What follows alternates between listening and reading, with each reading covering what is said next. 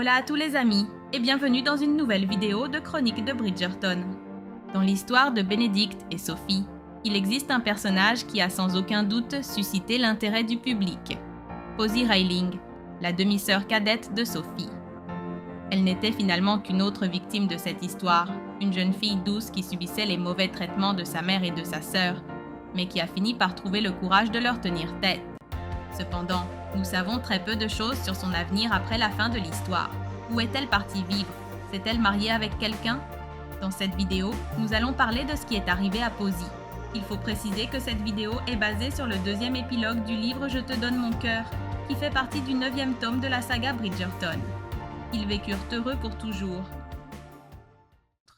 Non pas parce qu'elle était d'une beauté renversante ou d'un esprit éblouissant, mais parce qu'elle possédait quelque chose de bien plus rare. Une bonté si profonde qu'elle illuminait jusqu'aux recoins les plus sombres du cœur des autres. Son enfance n'avait pas été tendre. Élevée dans l'ombre d'une mère ambitieuse et d'une sœur éclatante, Posy avait très tôt appris à se rendre invisible. Ses robes étaient toujours modestes, ses réussites ignorées, sa présence tolérée plus que célébrée. Pendant des années, elle avait traversé la société comme un fantôme bienveillant, souriant quand elle avait mal, se taisant alors qu'elle aurait voulu crier. Mais tout changea le jour où elle choisit de faire ce qui était juste, même si cela signifiait tout perdre.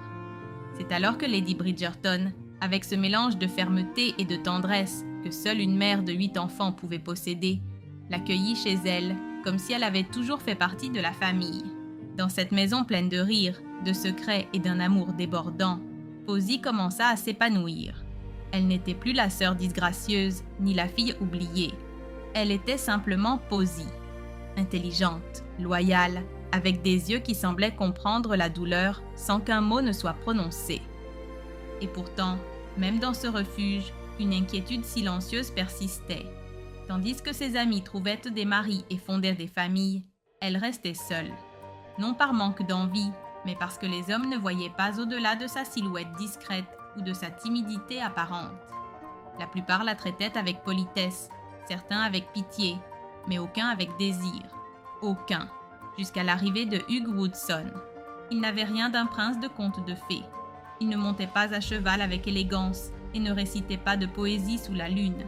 Il était vicaire, simple, avec un sourire capable d'apaiser les tempêtes. Et lorsqu'il entra dans le salon des Bridgerton cet après-midi-là, tout changea. Il n'y eut ni fanfare ni regard calculé. Juste un instant suspendu dans l'air, où deux âmes reconnurent en l'autre leur égal sans même avoir besoin de se présenter. Posy le vit et sentit son cœur, après 25 années à battre en silence, s'éveiller enfin. Hugh la regarda et sut, avec une certitude qui ne venait pas de la raison mais de l'âme, qu'il avait trouvé la femme parfaite. Il n'y eut ni flirt forcé, ni compliment creux, seulement une connexion si naturelle qu'elle semblait écrite depuis toujours. Sophie Bridgerton, observant la scène depuis le canapé, une tasse de thé entre les mains, peinait à contenir son émotion. Elle qui avait vécu son propre conte de fées improbable, reconnut aussitôt les signes du véritable amour. Ce n'était pas un feu ardent, ni une passion déchaînée. C'était le calme, c'était la paix, c'était la certitude qu'enfin, quelqu'un vous voyait tel que vous êtes et vous choisissait quand même. La conversation entre Posy et Hugh fut maladroite, douce, profondément sincère. Il lui demanda « Aimez-vous les roses, mademoiselle Rayling ?» Elle hocha la tête et il promit de lui apporter un bouquet entier. Sophie, avec un sourire malicieux, suggéra qu'ils aillent se promener dans le jardin. Ils n'attendirent même pas de finir leur thé. Ils sortirent ensemble et, quelques minutes plus tard, depuis la fenêtre du bureau de Benedict, Sophie et son époux furent témoins d'une scène qu'ils n'oublieraient jamais. Le premier baiser de Posy et Hugh, tendre, urgent, chargé de promesses encore silencieuses. Ce n'était pas un baiser dramatique ni scandaleux, c'était le baiser de deux êtres qui, après des années à se sentir incomplets, avaient enfin trouvé leur place dans le monde. Benedict, artiste et romantique à sa manière, murmura qu'il fallait obtenir une licence spéciale pour accélérer leur mariage. Sophie, les larmes aux yeux, acquiesça. Elle savait que c'était le bonheur que Posy méritait. Le mariage fut simple, intime, parfait. Posy rayonnait. non pas grâce à la robe ou aux bijoux, mais grâce au bonheur qui émanait d'elle tout entière. Hugues la regardait comme si elle était le plus grand miracle qui lui soit jamais arrivé. Et peut-être l'était-elle. Dans un monde qui récompense la perfection superficielle, ils s'étaient choisis pour leur humanité, pour leurs cicatrices, pour leur capacité à aimer sans condition. Les années suivantes apportèrent une famille bruyante et pleine de tendresse. D'abord naquit Sophia, en hommage à la femme qui lui avait offert un foyer, puis Bénédicte, en l'honneur du beau-frère qui l'avait traitée comme une sœur.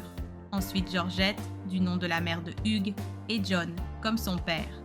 4 enfants élevés entre les livres, les rires et la certitude que l'amour n'a pas une seule forme. Mais l'histoire ne s'arrêta pas là. Au début de sa trentaine, elle donna naissance à une petite fille, et dans un geste qui laissa Sophie sans voix, elle décida de l'appeler Araminta. Ce n'était pas un hommage à sa mère, mais un acte de réconciliation avec elle-même. En donnant ce prénom à sa fille, Posy ne rendait pas hommage à la femme cruelle qui l'avait fait se sentir invisible. Elle rendait au nom son véritable sens: force, dignité, possibilité. Et pour l'adoucir, elle l'appela Minty, un surnom tendre qui effaçait toute trace d'amertume.